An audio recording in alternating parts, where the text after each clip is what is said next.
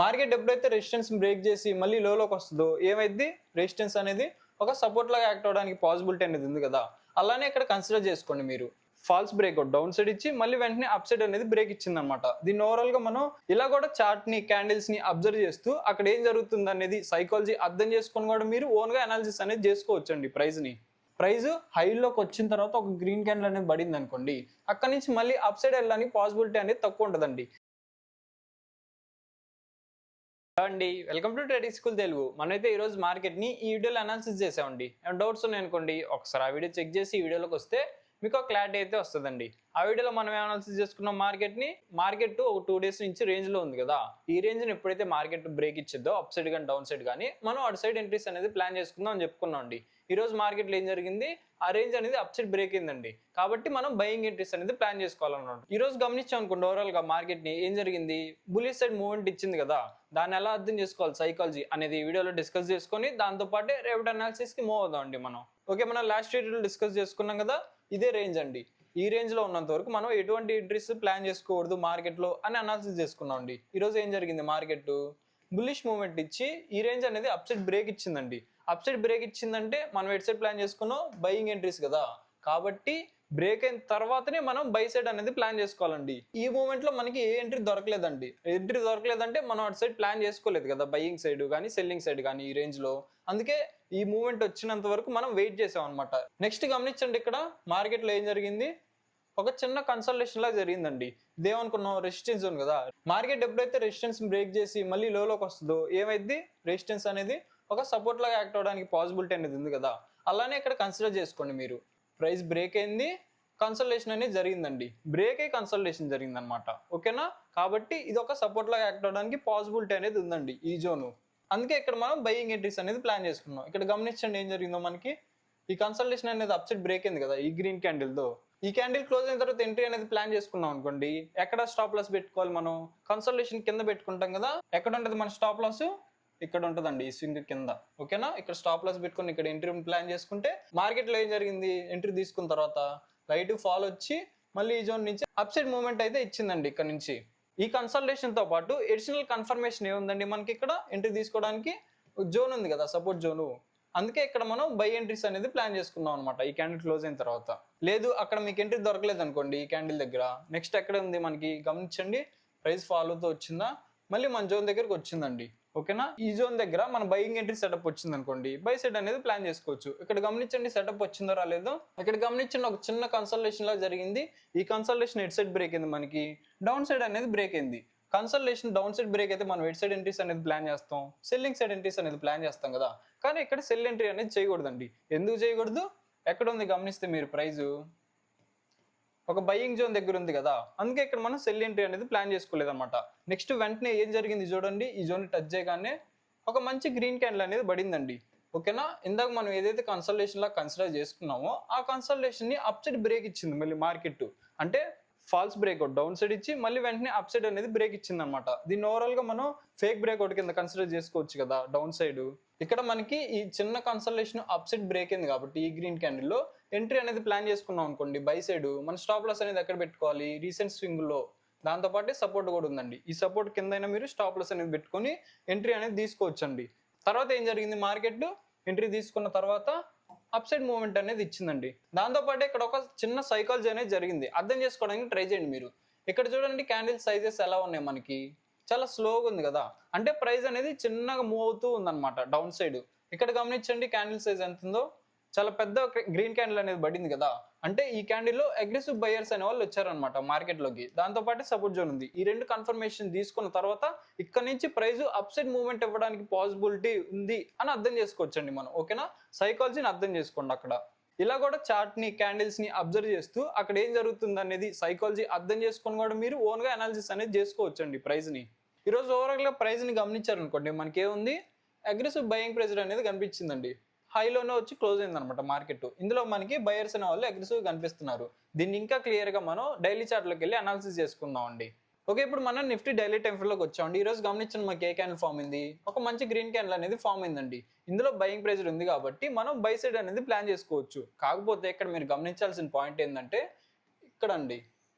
ఓకేనా, దీన్ని డీటెయిల్ గా ఎక్స్ప్లెయిన్ చేస్తా, గమనించండి. ఇప్పుడు ప్రైస్ లో ఏం జరిగింది, ఇదేంటిది మనకి ఒక డౌన్ ట్రెండ్ అనమాట, ఫాలో అవుతూ వస్తుంది. మళ్ళీ ఇక్కడ నుంచి ప్రైస్ అప్ సైడ్ వచ్చింది, ఫాల్ అయింది, అప్ సైడ్ వచ్చింది. అంటే ప్రీవియస్ గా ఏదైతే హై చేసుకుందో డౌన్ ట్రెండ్ లో ఆ హైని క్రాస్ చేసింది అనమాట మార్కెట్. అంటే ప్రైస్ అనేది అప్ ట్రెండ్ లోకి చేంజ్ అయిందండి ఈ రోజు క్లోజ్ అయిన తర్వాత. కాకపోతే అప్ ట్రెండ్ లోకి చేంజ్ అయింది కదా, చేంజ్ అయిన వెంటనే ప్రైస్ అప్ సైడ్ మూవ్మెంట్ ఇవ్వడానికి పాసిబిలిటీ అనేది కొంచెం తక్కువ ఉంటుందండి. మరేం జరిగింది, ప్రైస్ కొంచెం ఫాల్ అయిన తర్వాతనే అప్ సైడ్ మూవ్మెంట్ ఇవ్వడానికి పాసిబిలిటీ అనేది ఉందండి. ఓకేనా, అందుకే మనం ఏం అనాలిసిస్ చేసుకుంటున్నాం, రేపటికి ఈ ఫాల్ ఉంది కదా, ఈ ఫాల్ రావడానికి పాసిబిలిటీ ఉంది అని అర్థం చేసుకుంటున్నాం అండి. దాంతో పాటే ఇక్కడ గమనించండి, సెల్లింగ్ ప్రెజర్ అనేది హెవీగా కనిపించింది కదా ఈ లెవెల్ నుంచి, ఈరోజు క్లోజింగ్ లెవెల్ నుంచి. దీన్ని కూడా ఒక ఎడిషనల్ పాయింట్ లాగా మనం అనాలిసిస్ లోకి యూజ్ చేసుకుంటున్నాం అండి.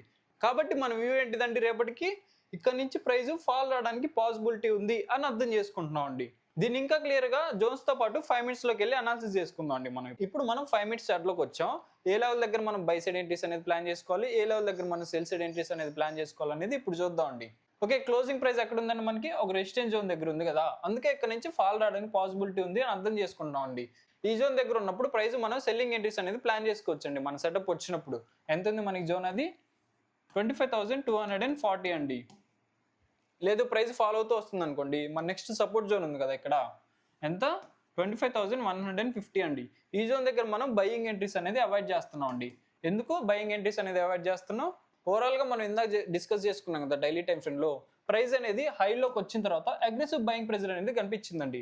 మా ఎక్స్పీరియన్స్ ప్రకారం ఏంటంటే, హైలోకి వచ్చిన తర్వాత ఇంత పెద్ద గ్రీన్ క్యాండిల్ పడితే అక్కడ నుంచి మళ్ళీ నెక్స్ట్ ప్రైస్ ఫాల్ రావడానికి పాసిబిలిటీ అనేది ఉంటుందండి.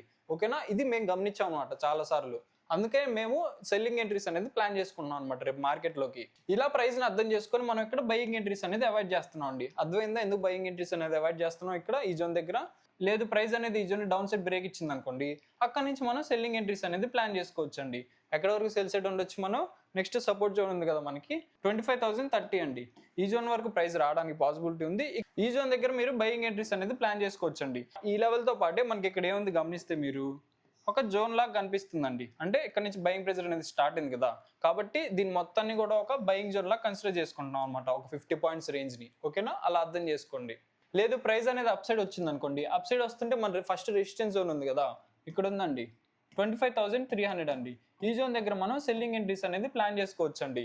ఓవరాల్ గా మనం ఎట్ సైడ్ ఉన్నాం, ఇక్కడ సేల్ సైడ్ ఉన్నాం, ఇక్కడ సేల్ సైడ్ ఉన్నాం, ఈ జోన్ బ్రేక్ అయినా కూడా మనం సెల్లింగ్ సైడ్ ఉన్నాం కదా. లేదు ఒకవేళ మనం బయింగ్ సైడ్ అనేది ప్లాన్ చేసుకోవాలనుకోండి, ఎప్పుడు బయింగ్ సైడ్ అనేది ప్లాన్ చేస్తున్నాం మనం, ఎప్పుడైతే ఈ రెసిస్టెన్స్ జోన్ ఉంది కదా మనకి, ఈ resistance zone up side break అయినప్పుడు మాత్రమే మనం బయింగ్ ఎంట్రీస్ అనేది ప్లాన్ చేస్తున్నాం అండి. ఓకేనా, దీనిపైన సస్టైన్ అవ్వాలన్నమాట మార్కెట్, అప్పుడే మనం బై సైడ్ ఎంట్రీస్ అనేది ప్లాన్ చేసుకుందాం. దాంతోపాటు ఇక్కడ మీరు ప్రైస్ ని గమనించారు అనుకోండి, ఈరోజు ఏం జరిగింది అనేది, విక్కులు వస్తున్నాయి చూడండి బయింగ్ ప్రెజర్ లో కూడా, ఇక్కడ కూడా అండి. ఈ వీక్లో ఎవరున్నారని అర్థం చేసుకోవచ్చు, మనం సెల్లర్స్ ఉన్నారని అర్థం చేసుకోవచ్చు కదా. అంటే మార్కెట్లో కూడా సెల్లింగ్ ప్రెజర్ అనేది ఉందండి. కాకపోతే మనకు కనిపించడం ఏం కనిపిస్తుంది, ఓవరాల్గా బయింగ్ ప్రెజర్ అనేది కనిపిస్తుంది. కాబట్టి మా వ్యూ అయితే ఇలా ఉందండి. ఓకేనా, దీన్ని బేస్ చేసుకొని ఎవరు ట్రేడింగ్ అయితే చేయొద్దండి. ఎడ్యుకేషనల్ పర్పస్ కింద తీసుకొని సైకాలజీని అర్థం చేసుకోండి ఏం జరుగుతుంది అనేది. ఓకే, ఇప్పుడు మనం బ్యాంక్ నిఫ్టీ హవాలీ చార్ట్లోకి వచ్చామండి. ఇక్కడ గమనించిన మనకి ఏముంది, ఏదైతే మన రెసిస్టెన్స్ అనుకున్నామో ఆ రెసిస్టెన్స్ మంచి గ్రీన్ క్యాండిల్ తోనే బ్రేక్ అయిందండి. ఇక్కడ నుంచి ప్రైస్ అనేది అప్ సైడ్ మూవ్మెంట్ ఇవ్వడానికి పాసిబిలిటీ ఉంది అని కనిపిస్తుంది. కాకపోతే ఇందాక మనం అనాలిసిస్ చేసుకున్నాం కదా నిఫ్టీలో డైలీ టైం ఫ్రేమ్ లో సెల్ సైడ్ రావడానికి పాసిబిలిటీ ఉందని. అందుకే మనం బ్యాంక్ నిఫ్టీలో కూడా సెల్లింగ్ సైడ్ అనేది ప్లాన్ చేసుకుంటున్నాం అండి. ఎక్కడ సెల్లింగ్ సైడ్ అనేది ప్లాన్ చేసుకుంటున్నాం మనం, ఇక్కడ రెసిస్టెన్స్ జోన్ ఉంది కదా, ఫస్ట్ రెసిస్టెన్స్ జోన్, ఇక్కడ సెల్ సైడ్ ప్లాన్ చేసుకుంటున్నాం. దాంతో పాటే ఇక్కడ సపోర్ట్ జోన్ ఉంది కదా, ఈ జోన్ మార్కెట్ ఎప్పుడైతే డౌన్ సైడ్ బ్రేక్ ఇచ్చిందో ఇక్కడ నుంచి కూడా సెల్లింగ్ సైడ్ ఎంట్రీస్ అనేది ప్లాన్ చేసుకుంటాం అండి మనం. ఓకేనా, ఫస్ట్ రెసిస్టెన్స్ అనేది గమనిద్దాం మనం, ఎంత ఉంది 55,300 అండి. నెక్స్ట్ మనం ఈ లెవెల్ బ్రేక్ అయితే డౌన్ సైడ్ రావడానికి పాసిబిలిటీ ఉంది అనుకున్నాం కదా, ఈ లెవెల్ ఎంత ఉంది మనకి 55K అండి. ఓకేనా, ఇది జాగ్రత్తగా గమనించండి మీరు. ప్రైస్ ఫాలో అవుతూ వస్తుంది అనుకోండి, ప్రైస్ ఫాలో అవుతూ వస్తుంటే నెక్స్ట్ సపోర్ట్ జోన్ ఎక్కడ ఉంది మనకి, ఇక్కడ ఉందండి 54,633 అండి. ఈ జోన్ దగ్గర మనం బయింగ్ ఎంట్రీస్ అనేది ప్లాన్ చేసుకోవచ్చు. దాంతోపాటే ఇక్కడ మీరు గమనించండి, ఇక్కడ నుంచి అగ్రెసివ్ బయింగ్ ప్రెజర్ అనేది కనిపించింది కదా మనకి, ఈ జోన్ దగ్గర కూడా కొంచెం మీరు గమనిస్తూ ఉండండి. అక్కడ మీ సెటప్ వచ్చింది అనుకోండి బయింగ్ ఎంట్రీ సెటప్, అక్కడే మనం బై సైడ్ ఎంట్రీస్ అనేది ప్లాన్ చేసుకోవచ్చు. లేదు ప్రైస్ అనేది ఈ జోన్ అప్ సైడ్ బ్రేక్ ఇచ్చింది అనుకోండి ఒక మంచి గ్రీన్ క్యాండిల్తో, అక్కడ నుంచి బయింగ్ ఎంట్రీస్ అనేది ప్లాన్ చేసుకోవచ్చు. ఎక్కడ వరకు, నెక్స్ట్ రెసిస్టెన్స్ జోన్ ఉంది కదా 55,500 అండి. ఈ జోన్ దగ్గర మనం సెల్లింగ్ ఎంట్రీస్ అనేది ప్లాన్ చేసుకోవచ్చు. ఓకే, ఇప్పుడు మనం సెన్సెక్స్ హవాలీ చార్ట్లోకి వచ్చామండి. ఇక్కడ మనం లెవెల్స్ అనేవి గమనిద్దాం. ఇప్పుడు ఫస్ట్ లెవెల్ ఎక్కడ ఉంది మనకి, క్లోజింగ్ దగ్గర ఉందండి. 82,330. దాని తర్వాత మన సపోర్ట్ జోన్ చూసుకుంటే ఫస్ట్ది ఇక్కడ ఉందండి 82,040. ఓకేనా. దాని తర్వాత ఎక్కడుంది, ఇక్కడ ఉందండి 81,600 అండి. పైకి చూసుకున్నాం అనుకోండి అప్ సైడ్ రెసిస్టెన్స్ జోన్ ఎంత ఉంది ఫస్ట్ మనకి 82,750 అండి. దాని తర్వాత ఇక్కడ ఉందండి 83,040. ఇవి మన సపోర్ట్ అండ్ రెసిస్టెన్స్ లెవెల్స్ అండి. ఈ జోన్స్ దగ్గరికి వచ్చినప్పుడు ప్రైస్లో ఏం జరుగుతుంది అని అర్థం చేసుకొని మీ ఎంట్రీ సెటప్ వస్తే ఎంట్రీస్ అనేది ప్లాన్ చేసుకోవచ్చు అండి. ఈ రోజు గమనిస్తే ఓవరాల్గా మనకి ఏముందండి, బయింగ్ ప్రెజర్ అనేది అగ్రెసివ్ కనిపిస్తుంది కదా. కానీ మా అనాలిసిస్ ఏముంది, మా పర్సనల్గా సెల్లింగ్ సైడ్ అనేది చెప్పామండి. మా వ్యూ షేర్ చేసాం కదా, మేము సెల్ సైడ్ ప్లాన్ చేస్తున్నాం అని. ఎందుకు సెల్ సైడ్ ప్లాన్ చేస్తున్నాం అనే డౌట్ అనేది మీకు రావాలండి. ఓకేనా. ఎందుకు చేస్తున్నాం అంటే ఇందాక మనం చెప్పుకున్నాం కదా, ప్రైస్ హైలోకి వచ్చిన తర్వాత ఒక గ్రీన్ క్యాండిల్ అనేది పడింది అనుకోండి, అక్కడ నుంచి మళ్ళీ అప్ సైడ్ వెళ్ళడానికి పాసిబిలిటీ అనేది తక్కువ ఉంటుందండి. ఈ వ్యూని బేస్ చేసుకొని మేము సెల్లింగ్ సైడ్ అనేది ప్లాన్ చేస్తున్నాం. సెల్లింగ్ అంటే మార్కెట్ ఓపెన్ అయిన వెంటనే సెల్లింగ్ చేయడం కాదండి. ఒకవేళ బయింగ్ సెటప్ వచ్చినా సరే దాన్ని అవాయిడ్ చేసి సెల్లింగ్ ఎంట్రీ సెటప్ వస్తుంది కదా, అప్పుడే ఎంట్రీ అనేది ప్లాన్ చేస్తాం అనమాట. ఇందులో మేము రాంగ్ కూడా అవ్వచ్చండి, కాకపోతే మా వ్యూ ఇలా ఉంది, మేము షేర్ చేస్తున్నాం అనమాట. నా అనాలిసిస్ కనుక నచ్చినట్టయితే వీడియోకి అయితే లైక్ చేయండి, డౌట్స్ ఉంటే కామెంట్ చేయండి, ఛానల్ సబ్స్క్రైబ్ చేసుకోండి. Thank you.